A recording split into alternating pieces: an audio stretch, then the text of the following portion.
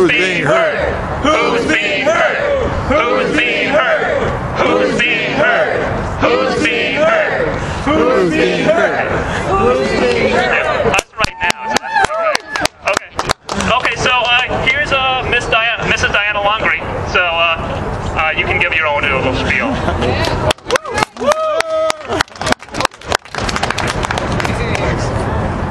Hello.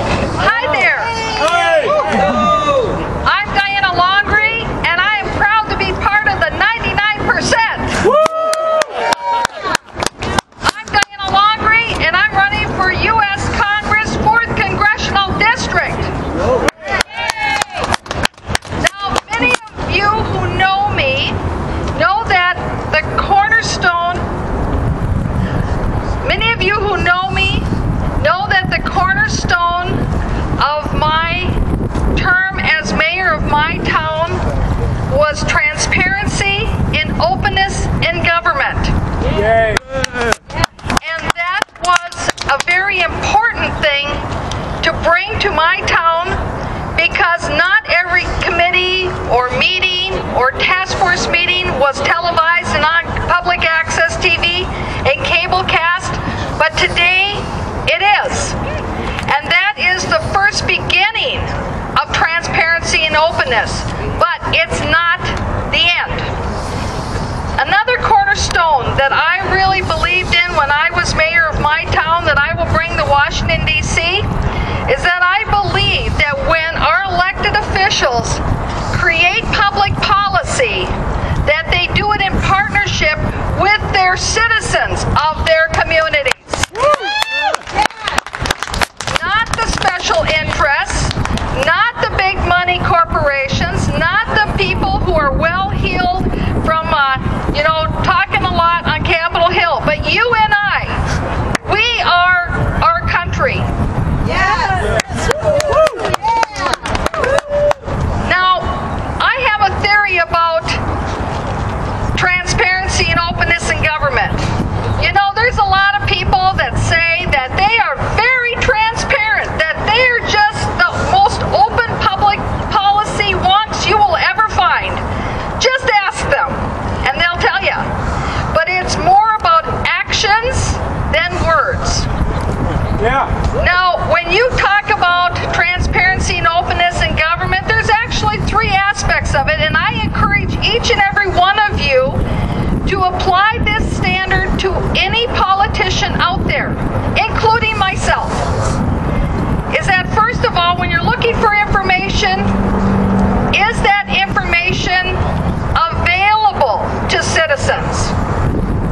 Is it around? Is it available? Can you find it? Where is it? But then after that, once it's been found, is it accessible? Can you get to that information? Or is it very difficult to find it? And then once you've found that information, is it understandable? Or is it full of a lot of gobbledygook where you can't figure out what the heck that budget says? Or what that resolution means? Or what that legislation says? It has to be understandable so that we can all understand it and it's not double talk.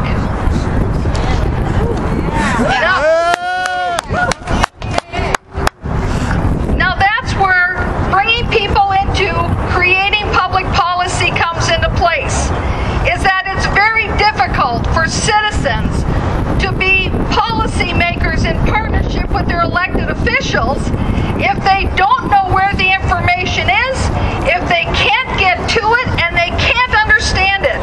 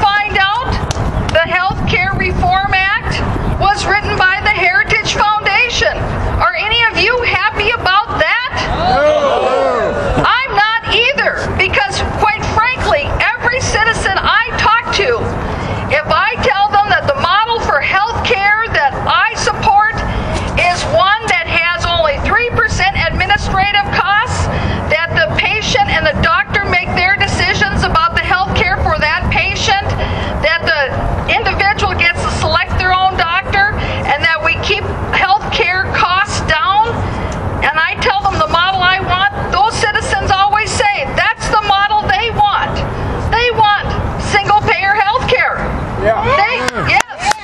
And they don't want the Heritage Foundation plan. Because who does that plan support? 1%. The 1% of the corporations. Absolutely. And yet it passed. So that's why I want to go to Congress. Because I'm going to be a vocal advocate for citizens like you, like me, because that's what I'm here for. I don't have a vested interest. I don't have anybody from Alex supporting me.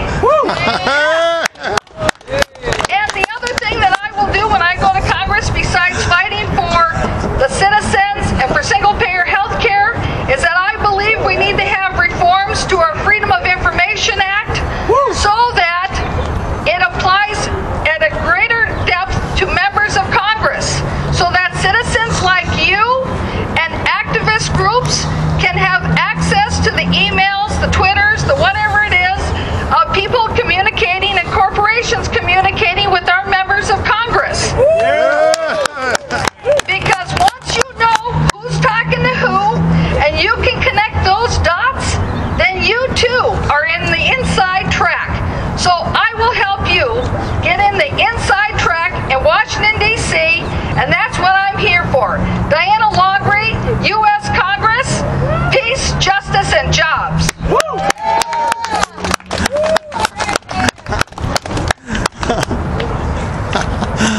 All right, guys, give it up for Diana, please. She did an awesome job. Thank you so much. All right, I'm going to just go ahead and keep it rolling. Our next speaker is, I forget your name. Sorry. Gary Schiff is our next speaker. Please give